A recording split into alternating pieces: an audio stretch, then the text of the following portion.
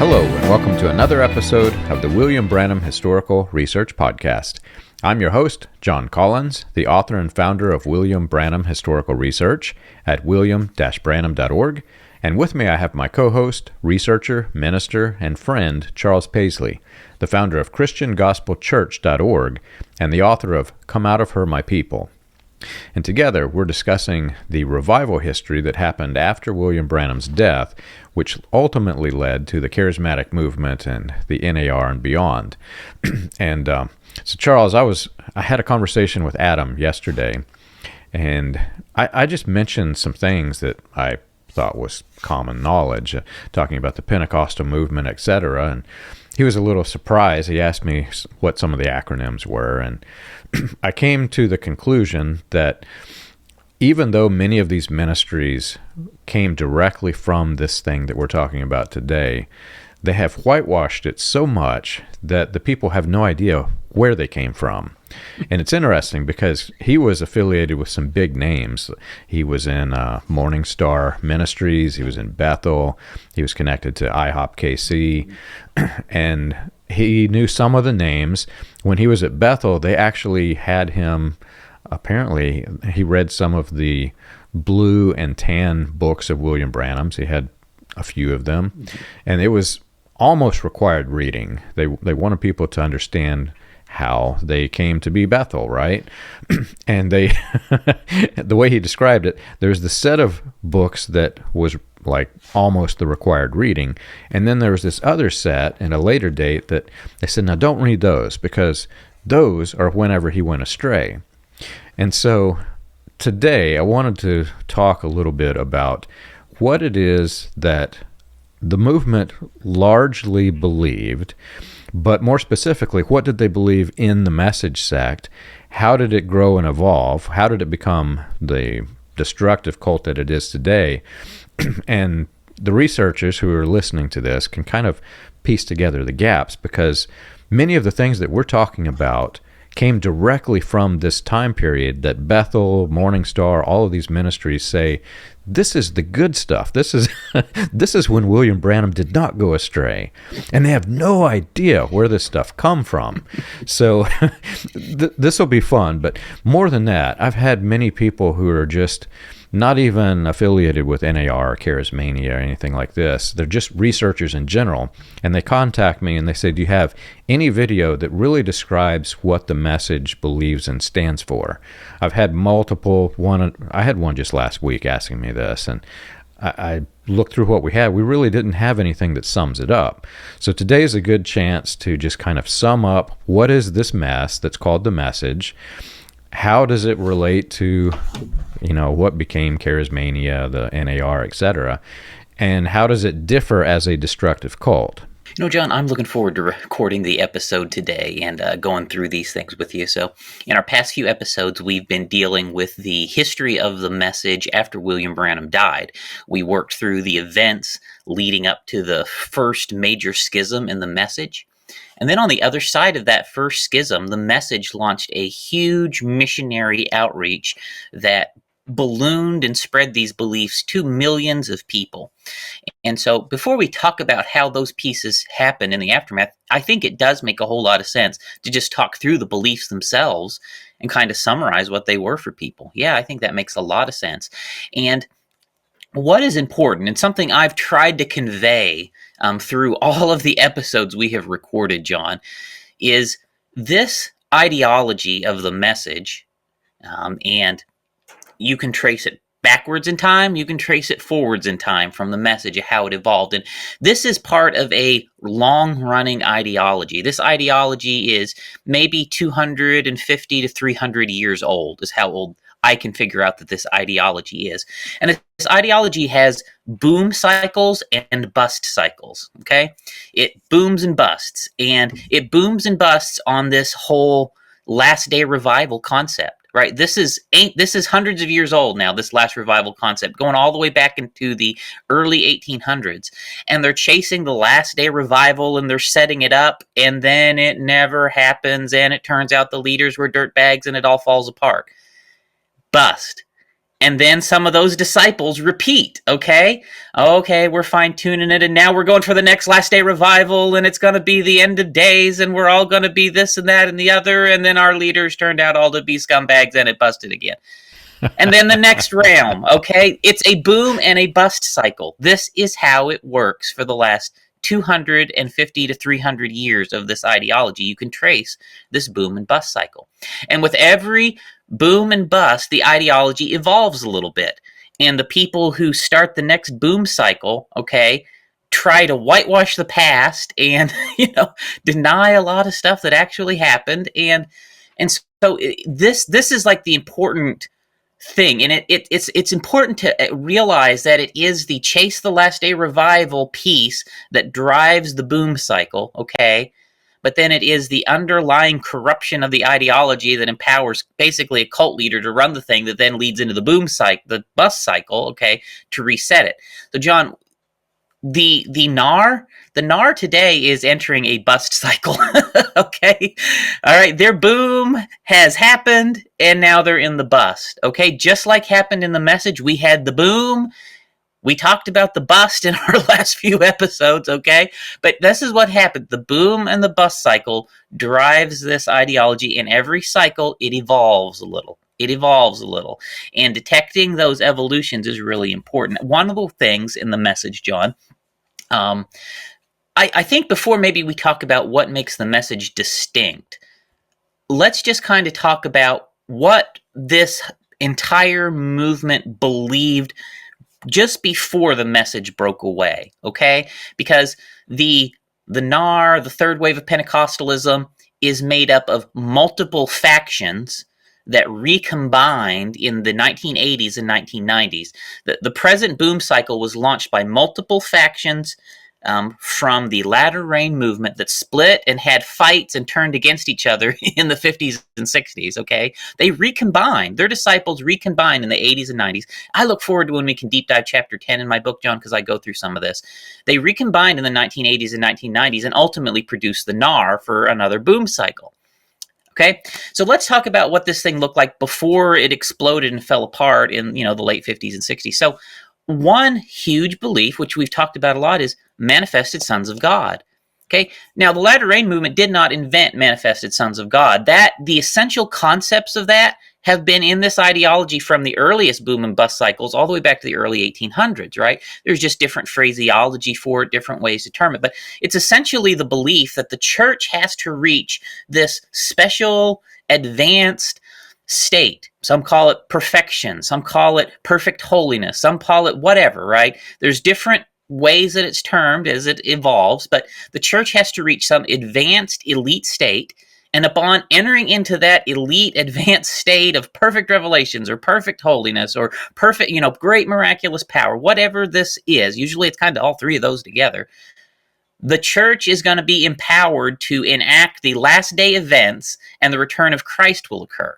And the return of Christ will occur in such a way that he returns into the individuals in the church, and they will become empowered as Christ on earth, right? Which some would call the manifested sons of God. There's other terminology in prior boom and bust cycles. There's new terminology in the newer. Now some people talk about what? Joel's army, or there's different phrases that evolve to describe it. But that's the essential concept of it. And so empowered, this race of people with all these powers, they will be able to enact the end of day scenario, right? And usher in the second coming of peace on earth and all of the rest of it, okay? That was in the ideology. And the last day revival concepts are what moves the followers, the believers of this ideology, into that advanced elite state, okay? So this is all in manifested sons of God. And when you come into the aspects of it in the 40s, 50s, and 60s, they developed the idea in that period of time that the fivefold ministry was the means to get there. You need the fivefold ministry restored, and the fivefold ministry restored is what will lead to this completion and perfection of the church, and then it entering into this advanced stage, which will then bring on the end of days. Then beyond that, there are, again, a lot of this comes out of historic British Israelism. There's these ideas that what is happening in the church is spiritually connected to what is happening in Israel. Okay, so, and this goes back to the early days when they believed they were the 10 lost tribes of Israel. So they believed they were Israel, right? Now that piece kind of got dropped in one of the boom and bust cycles, but the concepts of the linkage between what's happening in Israel and what's happening in the church remained. And so they look at any development in the land of Israel, that Israel's took over more of the Holy Land, or Israel is moving towards building the temple, or this feast event is transpiring, or all kinds of things like that, or more Jewish people are being converted to, Christianity. All of these sort of things happening in Israel are always a sign to them that that something big is getting ready to happen in the church. And for example, the Latter Rain movement started in 1948, the same year that Israel became a country. And William Branham died. We're going to talk about this a little bit. He died in 1965, and then the Six-Day War happened in 67. And that's one of the things that saved the message, was the Six-Day War happening right after William Branham died, because that then fueled the fire. Oh, yes, he really was telling the truth. Look, this great thing's happening in Israel, and the Lord is just about to come. So this linkage between what's happening in Israel and the church is huge. And oftentimes it comes down to very specific predictions. They'll end up with saying something like this: when this specific thing happens in Israel, then it corresponds to this specific thing is going to happen in the church.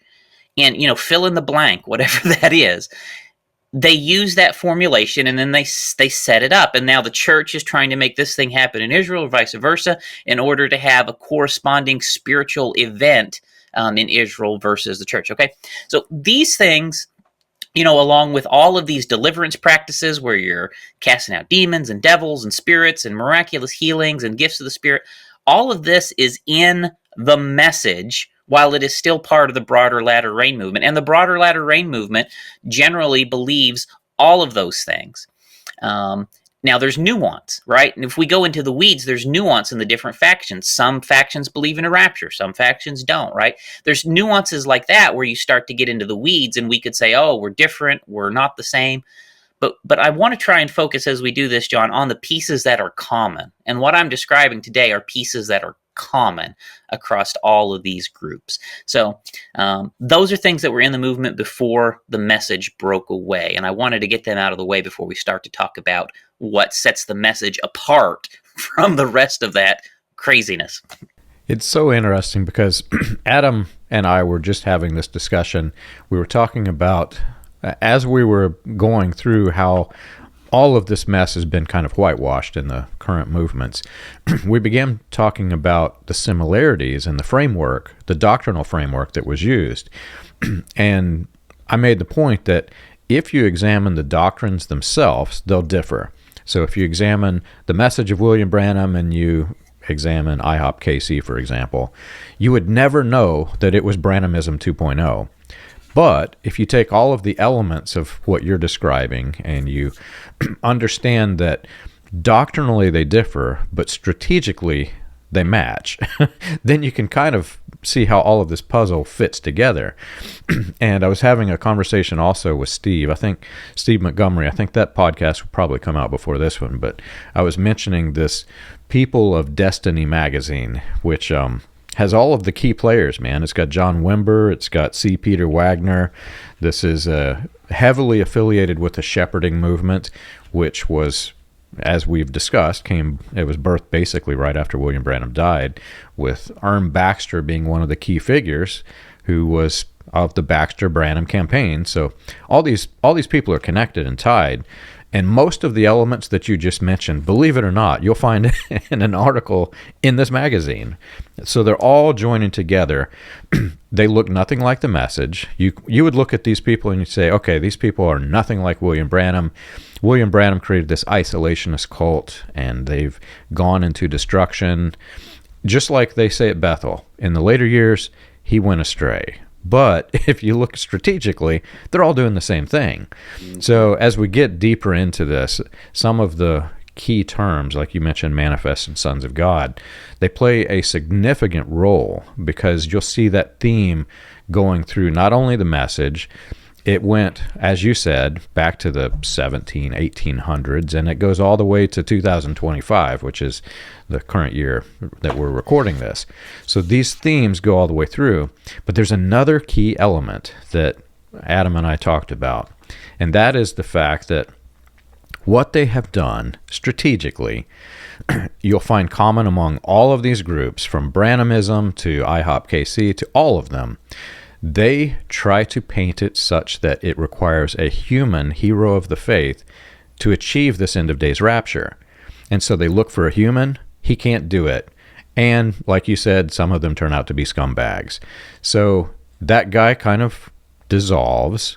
They whitewash it so they don't think about this guy anymore, but they build on the platform that he created and add a new hero of the faith. Is he going to lead us? So they're literally looking for human beings to lead them into heaven instead of looking to the Holy Spirit, to Jesus, following the Bible's instructions of how to become a Christian, right? They've abandoned Christianity for hero worship. You know, as I mentioned, the ideology evolves with every boom and bust cycle. And the message, so this is, if you just kind of think these things through a little bit, when the message took this ideology, they started to go down a path where the last day revival, it's not for the whole world anymore. It's just for us, the private message believers. And our sect, we went down the path, the message went down the path, we still believe in a secret rapture at the end of days, where after this happens, we'll leave and everyone else will burn up. Whereas the groups that were more aligned to the share and orphanage side of the early splits, they went down the path no longer believing in a rapture and believing that these manifested sons of God would actually bring on the end of days and usher in the millennial age in a personal way without a physical, literal second coming of Jesus. And so those are variances in the eschatology, right? But it's still built upon this base layer of manifested sons of God and last day revival, right? That's the piece that's common. But you see that the way that they took and carried it out to its final conclusion of how the end comes, it puts the message over onto a focus where we become isolationist, right? And we don't care about the world. We don't care about ourselves. Whereas the other group that's thinking it's going to be this global thing, they stay somewhat more open, right? And so the way the ideology evolved differently in our groups led us to become somewhat different, okay? And this is where people get, I hate to call people, I don't know, John, I don't like to be rude to people, but the ideology evolves, okay? And not everybody has the capacity to think this complexly, okay?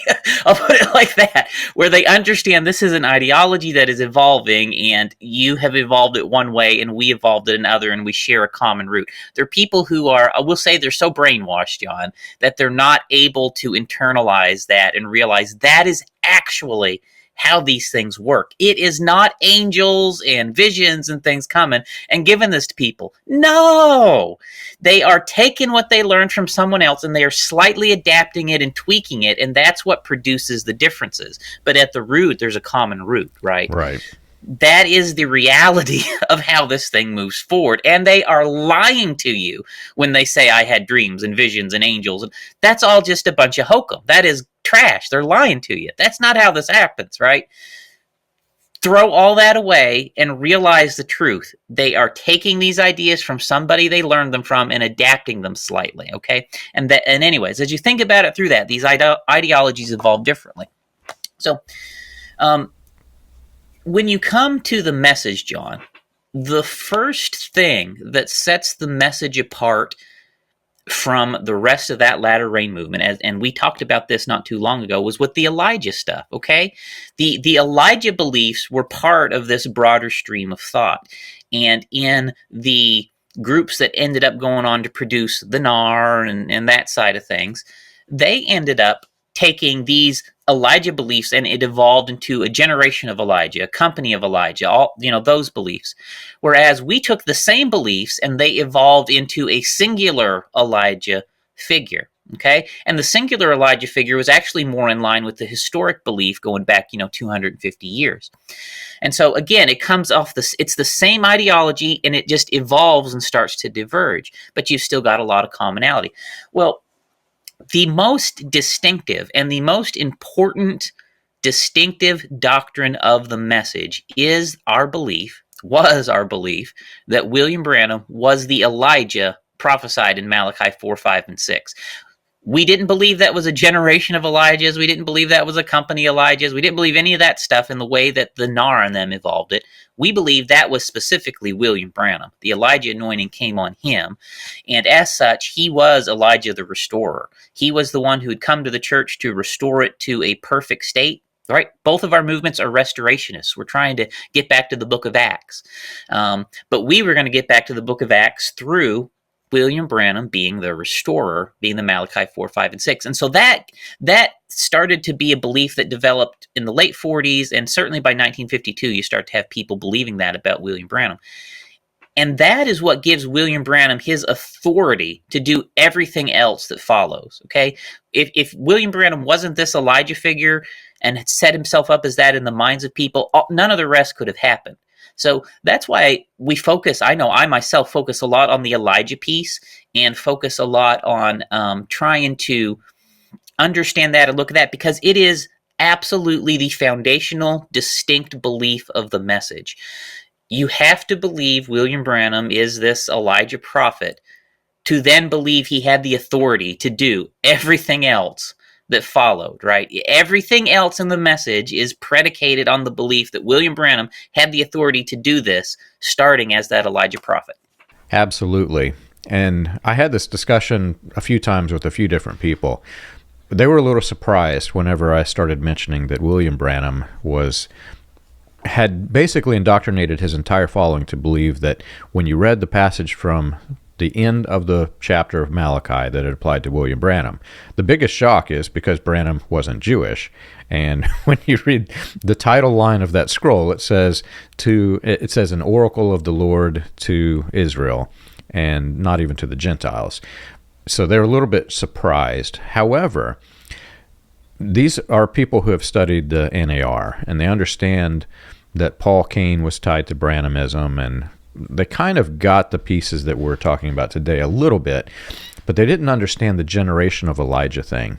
Because when you view William Branham and his destructive cult, you say, okay, well, this guy was a nut job who claimed that he was Elijah, so therefore he can't be like the other nut jobs who are doing weird things. But if you understand that the group largely believed that William Branham was this, in some way, shape, or form. Some of them thought he was literally the Elijah. Some thought that he was spiritually the Elijah. Some thought that he was, I don't know, sent with the power from Elijah, and he could do great signs and wonders because of the power.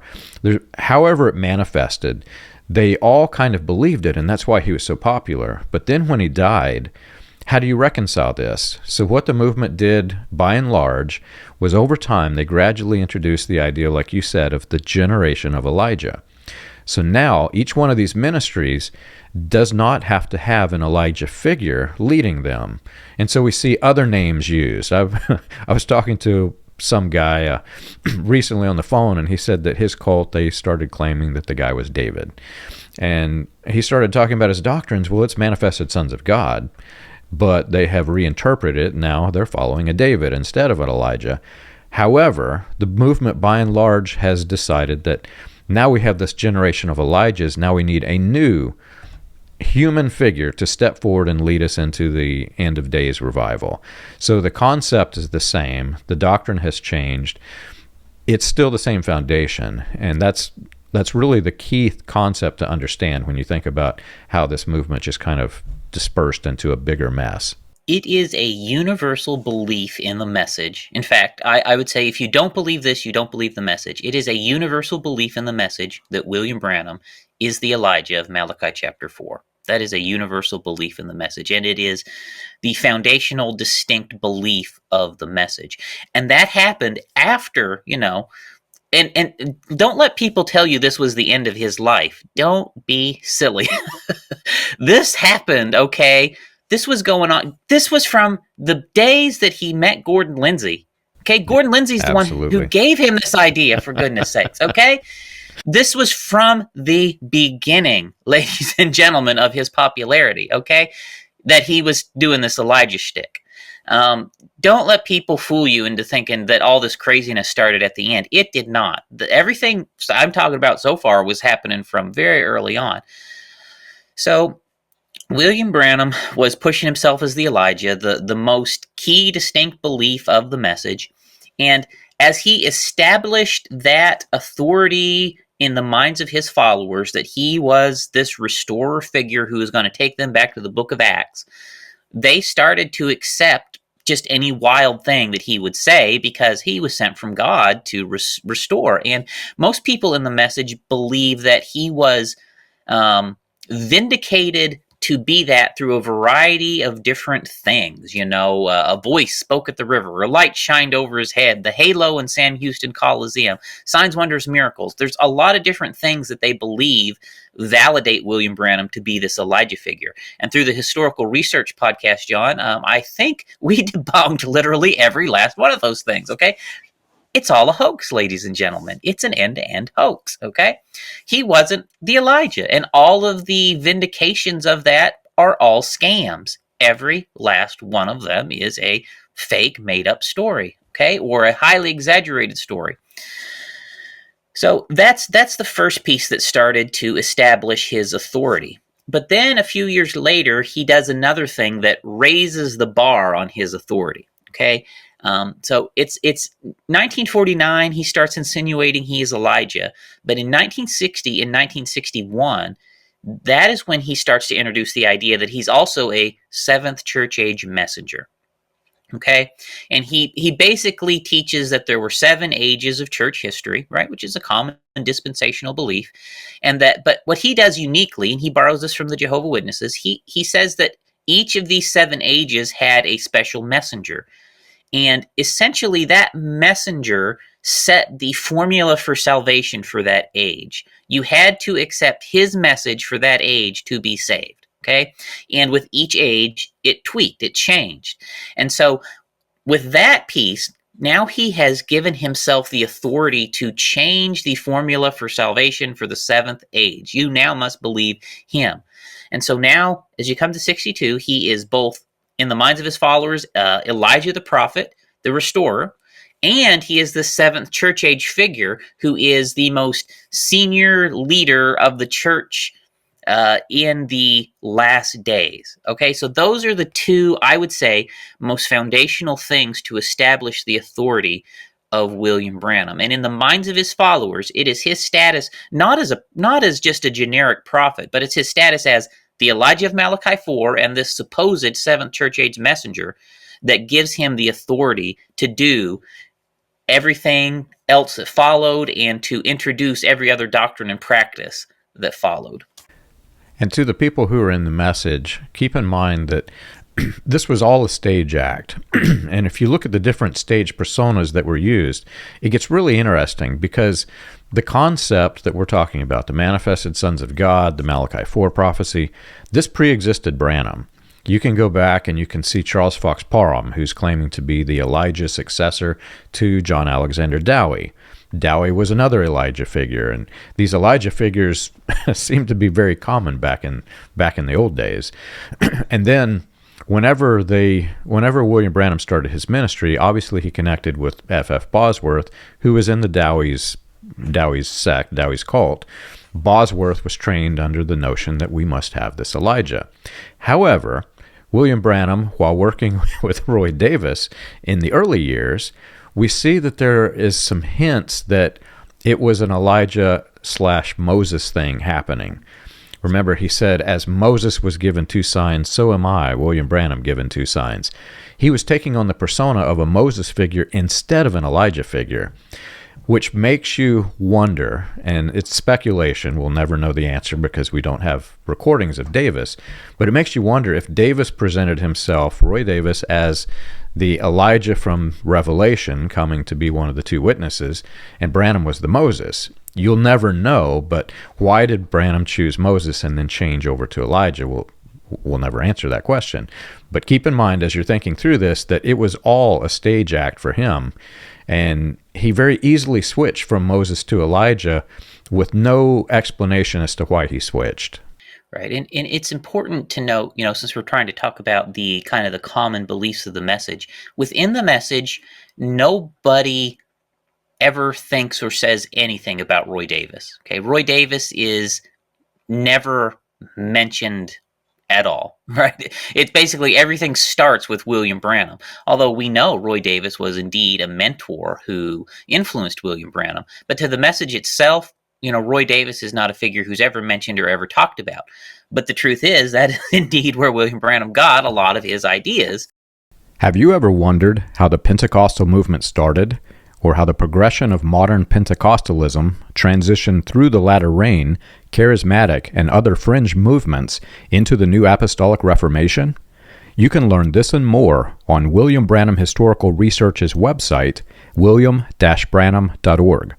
On the books page of the website, you can find the compiled research of John Collins, Charles Paisley, Stephen Montgomery, John McKinnon, and others, with links to the paper, audio, and digital versions of each book. You can also find resources and documentation on various people and topics related to those movements. If you want to contribute to the cause, you can support the podcast by clicking the Contribute button at the top. And as always, be sure to like and subscribe to the audio or video version that you're listening to or watching. On behalf of William Branham Historical Research, we want to thank you for your support. Another really major belief of the message, which predates its separation from the latter rain movement, is the belief that I'll just call it anti-denominationalism. Okay, the belief that denominations are Babylon and the mark of the beast, and being in a denomination means you're going to not survive the end of days. Right, you're going to get the wrath of God on you for being in a denomination. That belief also predates the message separating from the latter rain movement. A large faction of the broader latter rain movement already believed that before the message exited. Okay, and so when the message left, it took those beliefs with it, and William Branham continued to parrot those beliefs. And the message is deeply, deeply, deeply anti-denominational. I don't know. If you're in the message, John, I mean, is there a worse insult than calling someone a denominational Christian? I mean, it don't get much worse than saying, and if you label something denominational, it becomes anathema, right? It is anathema. What's funny is if you look at the message, by definition, it is a denomination of faith. By definition. But if you say this to anybody who's in it, they're like, oh, no, we're not, brother, because William Branham said denominations are evil. And it's just a category of people, right? It's a category within religion. It is a denomination.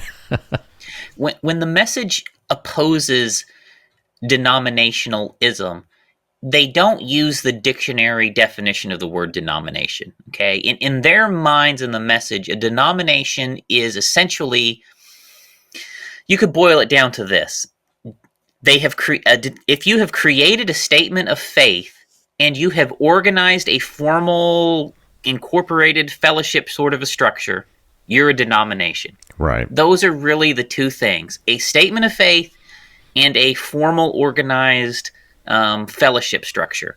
So long as you don't have those two things, you're not a denomination, okay, in their eyes. Now, of course, in the dictionary definition, it don't matter whether you have that or not. You're still a denomination. That don't have anything to do with it. But in their minds, that's what when they think of denomination, they're thinking of a church hierarchy with a standardized set of beliefs, right? And if you have a hierarchy that enforces a standardized set of beliefs, you're a denomination in their eyes. And so in practical terms, the only, other than the word itself, denomination being a dirty word, the practical effect is message churches, you would have to, you could burn them at the stake and they would not write a statement of faith. Okay. Yeah, you could burn them at the stake and they will not create a formal organized fellowship. Okay. Because that is a denomination. But otherwise, they do everything else a regular, normal denomination does. There's really no other difference. And in their minds, it's because words mean different things, right? Words just mean different things. Denomination don't mean denomination to them. Denomination means statement of faith, formal organization. And what's funny is, it was his own downfall by creating this strategy. Initially, what this meant by saying denomination, essentially, we don't want you to go to a normal church. We want you to join our movement because we're starting a movement.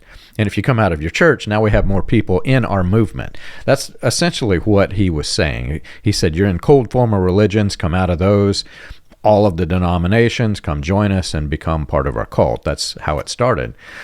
But the problem is, with no structure, as you can imagine, as multiple leaders get into it with multiple ideas, well, without a statement of faith, you can't organize the people into a common mindset. And this spun out of control by the end of his life. So he started doing things like preaching the conduct order doctrine sermons, where he's telling people, okay, this is how we will run our church. This is basically our creed. And he doesn't come out and give a statement of faith, but he essentially says this is what we believe in several sermons. So he's essentially creating a statement of faith without creating one. So by the end of his life, he has everything that everything that he has told people was evil, he has in his own sect. But because he also said, don't do these things, every person who had a differing idea would rise up and create a different faction. And that really led to why we're having this conversation, because all these factions began to grow. Everything that a typical denomination has, the message has, they just give it a different name, a different phrase, or it takes a different form, right? The message is a denomination in every single respect of the word, the dictionary definition of denomination, okay?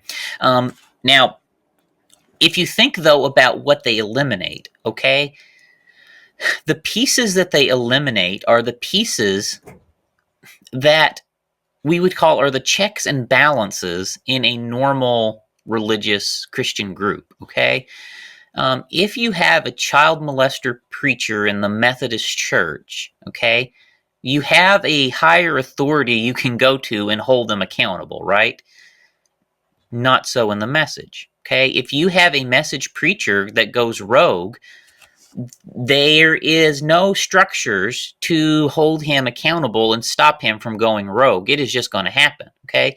And so the practical effect of eliminating these structures is to eliminate the checks and balances, which I think are biblical structures, honestly, that normal churches have to hold people accountable and to oversee things and make sure, a dictator don't take over. And so a lot of that is the practical outflow of eliminating the denominational structures. And so in the message, of course, they all think it's holy, it's good, it's wonderful, it's divine for us to eliminate these structures. They don't look at it from the aspect of, yes, it's holy, it's divine, it's wonderful, but it's also the checks and balances which keep us from getting abused. They don't see that side of it, right? Like, they don't see the value in those things. And so they just become victims whenever a rogue leader takes over as a result of getting rid of all those structures. And more specifically to the point, many of the leaders are aware that some of the other leaders are predators. I mean, even in William Branham's own camp, we've talked about what was happening at the park with Gene and Leo, William Branham's scribes, basically, I guess you'd call them. So many of the leaders are aware this is going on, and like you said, there's no provision to stop it. Outside of going to the law, and as you are aware, Charles, they don't come out and say it behind a pulpit because they would get in all kinds of trouble, but they hint at the fact that if you do go to the law, there's going to be consequences because you're going outside of the religion for a matter that they say involves the church. And they've convinced the people that whenever there is a crime that's being committed, it involves the church, not the law. So there's this huge problem that develops. And, as I mentioned earlier, there's all these patterns that emerge and they follow all throughout charismania into the NAR. And you look at what's happening at IHOP, and you look at some of the other things that some of the other people we've looked at that are quote unquote heroes of the faith. It's the same exact thing. It's the same strategy. And though the doctrines are different, the people respond much the same because they've been conditioned in the same way. The message is a doomsday cult. And naturally, teaching about the end times is the main bread and butter of the message, okay? End time beliefs, I would say, John, are 80 to 90% of the topic that is covered in message churches. I'd say 80 to 90% of the sermons are, certainly where I come from, are end of days subjects. And each sect of the message has nuanced differences in how the end of the days is going to unfold based on the conflicting things that William Branham said. But in a basic general sense that I think most everyone in the message would agree, they're following a more or less standard dispensationalist framework, right? And then they modify it. They believe William Branham came to restore the church to the perfect, and either through the fivefold ministry that he restored or through listening to his taped recordings, they will eventually achieve this higher level of manifested sons of God as being empowered as Christ on earth, as, having the fullness of whatever this last day revival is, which is going to be a private revival just for the message believers. And when that ends, they will rapture and escape the earth. They believe that generally, prior to that, there's going to be, a terrible cataclysm that's already starting to unfold in the world. Some of us believed in a last day race war. Most of us believed in some sort of a communist uprising to overthrow the United States, and that the United States would become a ruined country. Generally, and I'll say universally, they believe that the Pope will rise to power through a secret alliance with the Jews to seize control of the world. And historically, communists played a role in there. That's less so in recent years. But the Pope, as the ruler of Europe, through a secret alliance with the Jews, will rise to world power. And the Pope, will be the Antichrist. He will enact a Holocaust. He will commit genocides. He will attempt to exterminate the Jews after he made the secret alliance with them, bring on the end of days, and then Christ will come at the end of, there'll be the whole, depending on which sect you're in, you've got a 3.5-year week of Daniel, or you got a 7-year week of Daniel. At the end of that period, Christ returns, sets up the heavenly kingdom, and we all get to live in the millennium. The millennium looks different depending on which sect you're in. You've got a cube-shaped heaven. Others, you got a pyramid-shaped heaven. It varies depending on which group you're in. But then you're in the end of days, and everybody gets to live in the perfect state where heaven is always this tiered hierarchy where the bride of Christ. So in the message, we called ourselves the bride of Christ. The message believer, the elite Christians, were the bride of Christ category. You'd have the bride of Christ was the elite category. Then you'd have lower categories of people. Jewish believers were a lower category of people. What we might call nominal Christians, people who just were justified by faith, but didn't have all the advanced great stuff we did. People who just had justification, they're down in a lower tier. People who rejected the message, they probably went to hell, but there's a chance they could end up in a lower tier. And then all the way down at the bottom, we believed that even the pagans and the unbelievers of the world, if they were good people, they could somehow still survive into that age and be the servants and slaves at the very bottom rung of the ladder. Okay, and that's basically the view of the millennial kingdom.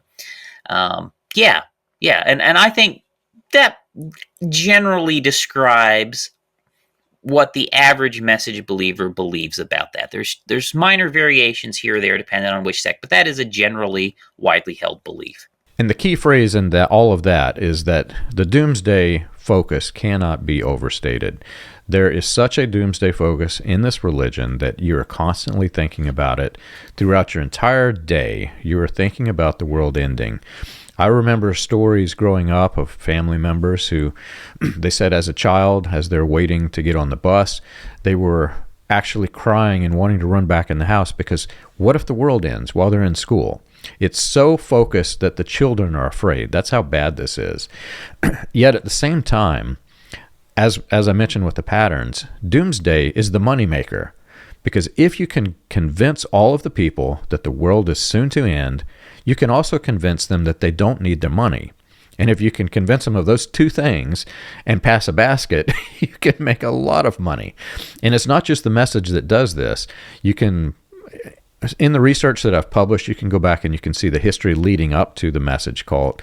And you can see key figures who are doing the same exact things, preaching doomsday, passing a basket, and making a heck of a lot of money. Yeah, the overwhelming majority of sermons in the message are doomsday sermons.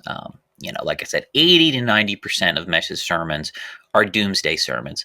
And I divide the doomsday sermons up into two different genres, John. Okay, you have genre one of doomsday sermon is where the preacher is going through all of the elaborate scenario that's going to unfold, and this will happen in Israel, and then this will happen in the church, and then that'll happen in Israel, and then this political thing will happen, and then that political thing will happen, and then this great outpouring will happen. They're going through blow by blow through the scenario that leads up to the end of times, and then the Pope will do this, and then the Jews will do that. That there's that genre, okay, and there's a lot of that. Then the other genre is is the where they're saying, okay, the end is upon us and we need to make it. Now here's what you need to do to make it. You need to do X, you need to do Y, you need to get rid of the blue suede shoes, you need to they're going down the list, and if you don't do this, my brother, you're going to be left behind. If you don't have perfect unity, you're going to be left behind. If you don't understand this message 100%, you are going to be left behind, and it's going to be worse for you than anybody else because you knew and you didn't do better, right? There's that genre of doomsday sermons. And so those are the two doomsday sermon genres that I would put in the message: the blow by blow accounts, and then the fear monger, this is what you got to do and you're going to be left behind if you don't obey sermons. Yeah. I remember sitting through sermons back in the it was late 80s, early 90s, and the minister comes out to the platform, and I'm in the cult and I'm still learning, so I'm thinking that this is normal for preachers. But in hindsight, this is so weird. The guy comes out and he says, "Thank you for coming," and he does his cordial introductions, and then he holds up this newspaper and says, "And in Israel, we have just seen a red heifer calf." And I'm sitting there and, I'm thinking we're going to hear a sermon about Jesus, but no, we're talking about this calf. And he started talking about how the implications of this was that the world would end before the year was out. Oh, and that's naturally how weird this gets. Yeah, because they need the red heifer to open up the new temple that they're going to rebuild in Jerusalem, which is going to bring on the end. Yes, this is exactly what we believe, John. Absolutely, yeah. Because again, and where does all this come? This comes out of, this was in this ideology before we broke away from latter rain. It comes all the way back to the British Israel stuff that got imported into early Pentecostalism, right, then into the latter rain, then transitioned into the message, and also into NAR and all of these other groups. This is the origin of that stuff. And this is not like, and I know when we talk about this is not like the typical, say, John Nelson Darby dispensationalism here. No, this is not what that is. This is different. John Nelson Darby didn't have those sort of views, right? There is a distinction here, okay? There's a really big distinction here, and I don't have time to walk through all that. It's in my books if you want to know. But this is not the standard sort of a dispensational beliefs about Israel, the pro-Zionist kind of beliefs that you'd find in a Baptist church, right? Or, more the Reform groups. This is not that. This is different.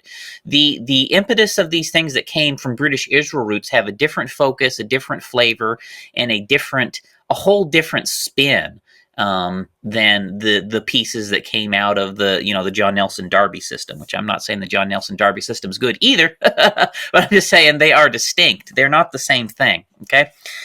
So yes, John, I mean, there's so much we could talk about. The next really major distinct belief of the message, and again, I say distinct in that the message universally believes it.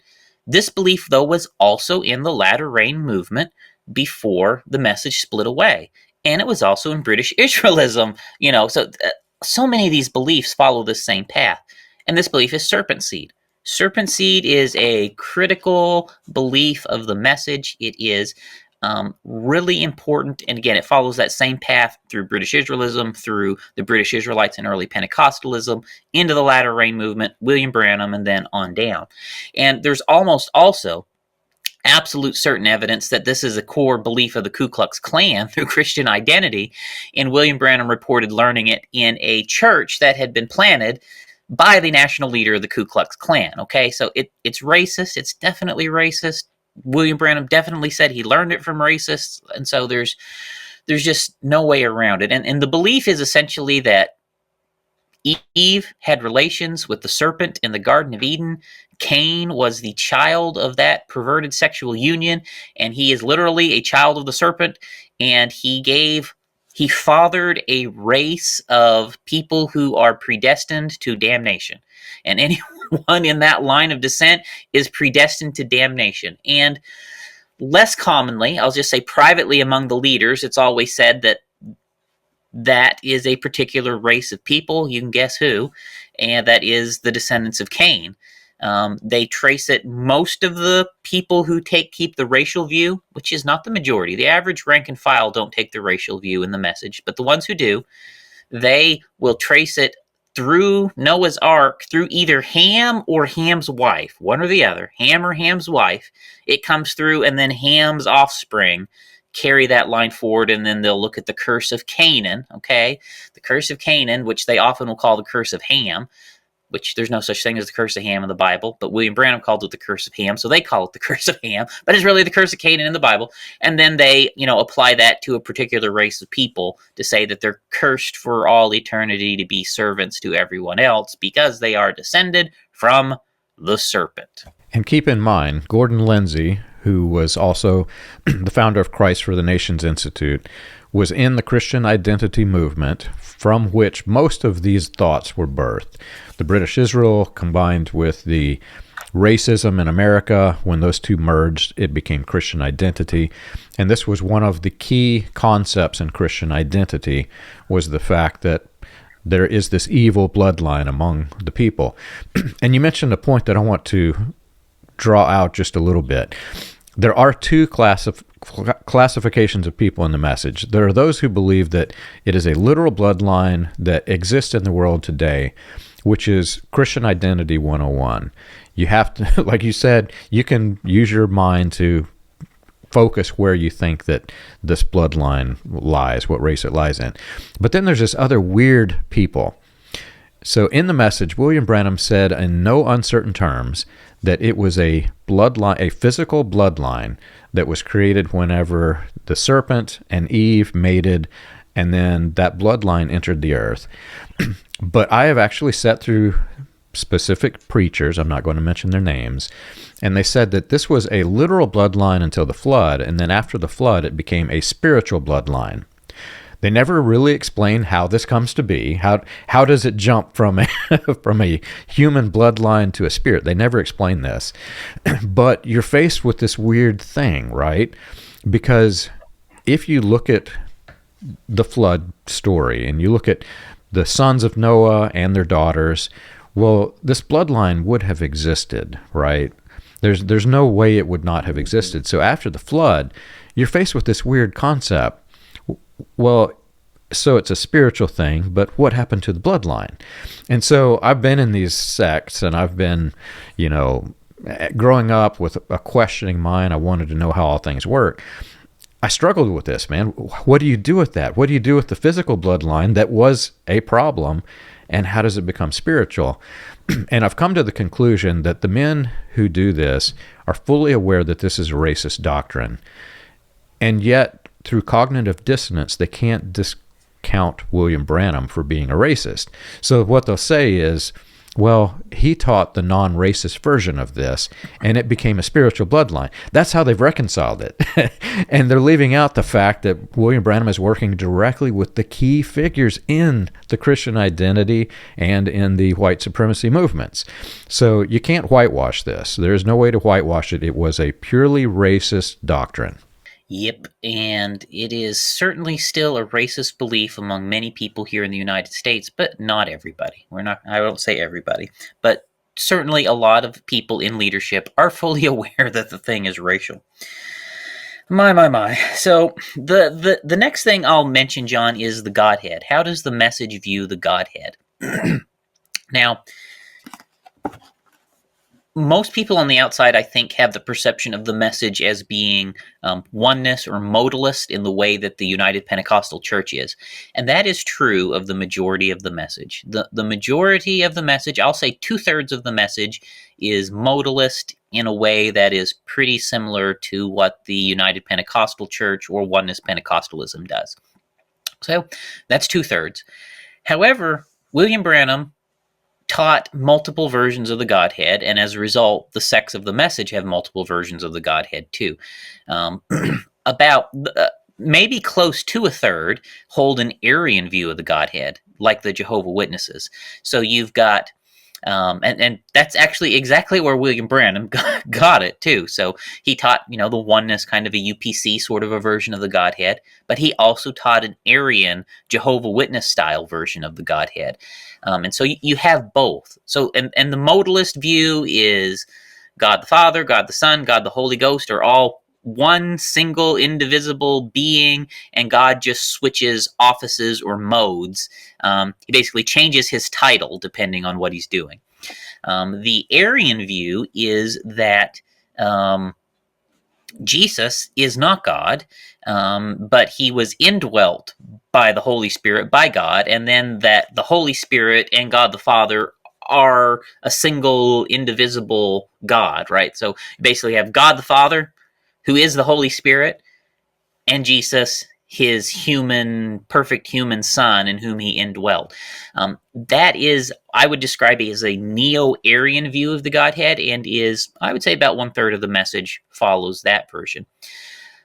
Another thing that you will find, though, among people in the message, more in the oneness camp, you'll find that if you were to describe the Trinitarian view of the Godhead without using the word Trinity, they'll probably accept everything you say.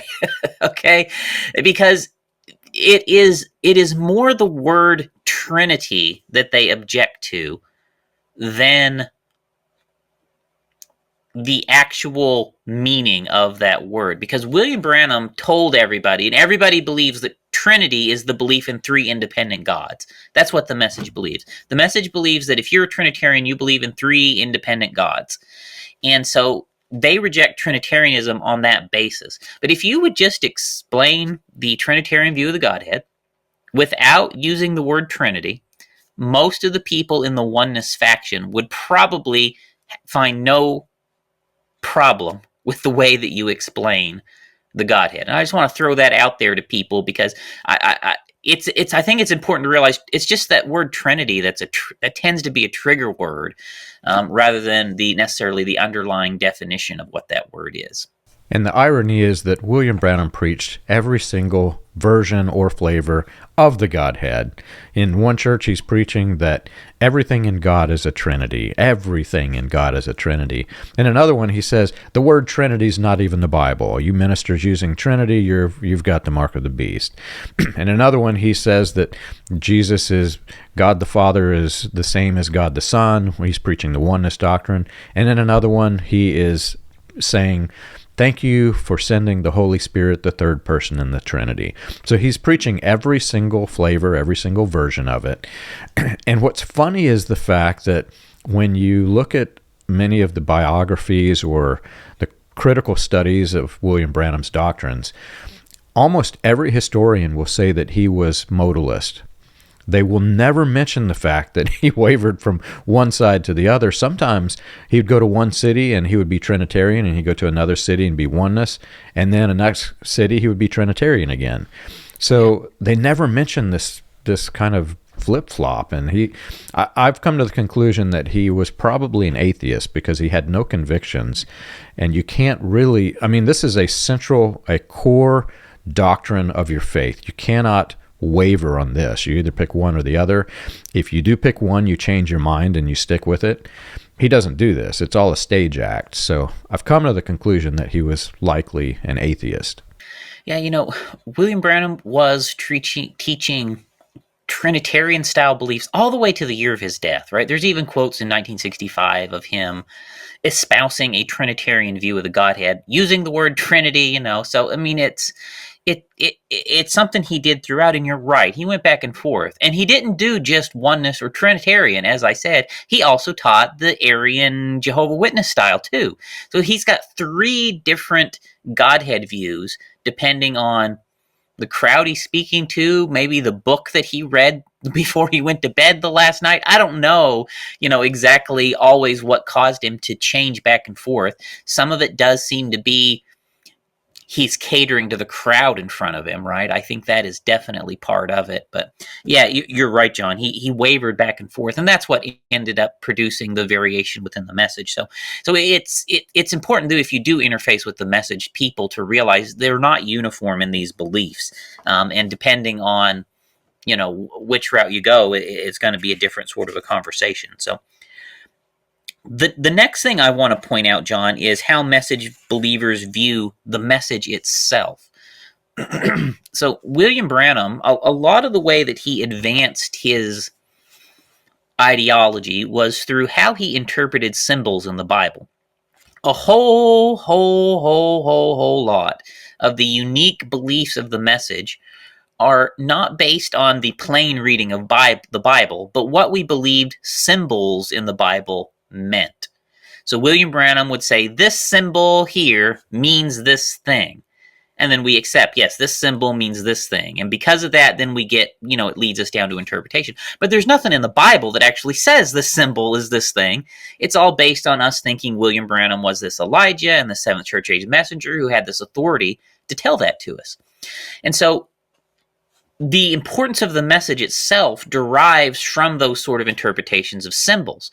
So, for example, we believe the message was the midnight cry in Matthew 25. Okay, and the midnight cry, you must have hear the midnight cry in order to escape the wrath to come, the Doomsday. So it sets the message up as this thing you must have to escape. We also believe that the message was the shout in 1 Thessalonians chapter 4. The Lord descends from heaven with a shout. We believe that the message was the shout in that. And then, of course, somehow the Lord descended in 1963 or thereabouts and, and gave us the message through his humble prophet, William Branham. And then we also believed that the message was essentially the voice in Revelation 10, chapter 7. So in that chapter, you have, in the days of the voice, the mystery of God shall be finished. So we believe that voice was William Branham preaching us the message. And then the mystery, William Branham say mysteries plural, although it's mystery singular in the scripture. We believe that William Branham was the voice who gave us the perfect understanding of the mysteries of the Bible. And that is the message. And so we would put the message in Scripture. And then when we would read passages like those I'm describing, we would read the message into the Bible. And we'd say, yeah, the message is in the Bible. And yes, look, of course, this is what we're doing. William Branham was the Elijah. He gave us the voice. He gave us the shout. He gave us the midnight cry. We're obeying the Bible, right? And so, but all of that, again, is predicated on William Branham actually being who he said he was. Because the only reason we believe the message was the shout and the midnight cry and the voice was because William Branham said so. There's nothing in the Bible to lead you to that belief naturally, except that William Branham said so. And that's really the crux, Charles. Once you understand that William Branham was using stage personas and that he wasn't who he said he was, every doctrine that is built on top of that foundation, it all just comes apart. And I think that's why we're seeing such an exodus from the message movement now, because people are beginning to understand, thankfully, because the cult headquarters released this search thing where you can type in and search what the man said, and you can search how he said the opposite of what he said in many cases. They're beginning to understand he was not who he claimed to be. You can go down and you can get in the weeds with message people, and you can argue over the message is the shout or the message is the midnight, but you're down in the weeds there, right? And if you think about it just from a, if you examine where is the weak link in the chain, the weak link is William Branham claiming to be who he was. If William Branham was not who he said he was, all the beliefs fall apart because they're all predicated on William Branham being who he said he was and having the authority to tell us all of these things. And so, yes, you could argue with somebody over what the midnight cry is, in Matthew 25, or what the shout is in 1 Thessalonians 4, right? You could get into those sort of things, but strategically, you are better to show that William Branham was not who he said he was, and because he wasn't who he said he was, therefore all the rest becomes irrelevant, right? Because it's all based on him being who he said he was. So that is, in my view, the best arguments for undermining the message system of thought is just proving William Branham was not who he said he was. Now, the very last thing I think I want to throw in today, John, before we end this episode is, again, a belief we've talked about a few times, which is another, I believe, a very important belief of the message, which is, again, universally held. And so that's what we're trying to focus on, universal or dominantly held beliefs today that you can find anywhere in the message. And that is the belief that unbelief is the root of all sin. That is a universal belief of the message, and it is a important, critical belief of the message because, as I've explained before, that is what keeps people from allowing their minds to question anything. Because to question anything in William Branham's system is unbelief. And if you unbelieve, you are committing the unpardonable root of all sins. And so unbelief as the root of all sin is another distinct universal belief of the message, which, contradicts with historic mainstream Christianity, which, the church, the Christian church from the early days, John, the earliest writings of the church fathers would say that pride is the root of all sin. Pride is the root of all sin. It was pride that led Eve to sin. It was pride that led, to the original sin. It was pride that led Satan to sin, right? They would say pride is the root of all sin, not unbelief. And so that is a big distinction between normal Christianity and the message, and another important distinct belief of the message. And that, ironically, was the subject matter from the podcast that I was mentioning with Adam that that kind of tied all of this together, because he was beginning to understand that there are key concepts used in the NAR that are used solely for the purpose of manipulating the minds. And what they have developed is very similar to this concept, sin is unbelief. In other words, there's a battle raging in your mind, and if you give in, if you let your mind to critically think, to question, to ask questions, to view leadership as human beings that can potentially be predators, and you must watch out for them, or whenever somebody who has committed a egregious crime is reinstated and reaffirmed by the ministry, if your mind allows you to critically think and ask, well, wait a minute, should this predator be a preacher again? Should he after he's been caught and he's been doing this thing, should we allow him to be a big leader of, evangelist or preacher, pastor, etc.? The problem is, William Branham laid this foundation that sin and unbelief were both joined completely together, and your mind cannot ask questions. Your mind must not show signs of disbelief, and it wreaks havoc on your mind and your head. You're right, John, and that is a belief that it is worth debating a message believer over. Because if you can get them to stop believing that unbelief is the root of all sin, then guess what you have done? You have opened their mind up to have the capacity to think critically about the message. Yeah. Okay? And you can do that without disparaging their prophet or any of those sort of things, right? And you can open them up to start to think critically. Unbelief is not the root of all sin. That is silly. That is just somebody who don't want you to think about things that's telling you that, okay? Why would they be telling you that? Why would they be telling you that except they don't want you to ask any questions, okay? Yeah, exactly. I mean, look at the believers in Berea. What did they do? They had questions, they questioned it, and they went and they sought out the answers. And if you don't allow for unbelief, you don't allow yourself the process that reaffirms your faith, and in doing so secures your faith. You really have to go through that process, especially if you have an analytical mind. But so very excited that this about this podcast. This has been incredibly fun. I think the next one we have to talk about the culture that comes along with all of these doctrines, because you've got this pure mess that was created in William Branham and his following.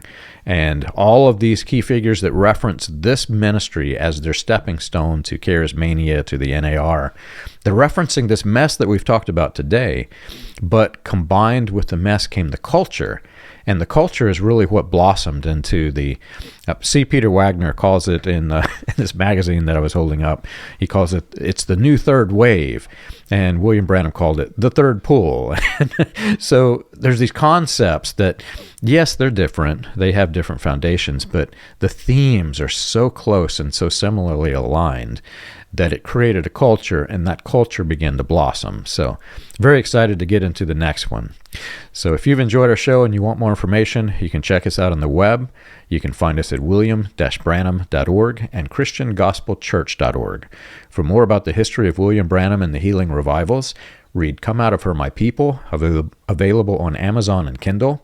And for more about the dark side of the NAR, read Weaponized Religion, From Christian Identity to the NAR, available on Amazon, Kindle, and Audible.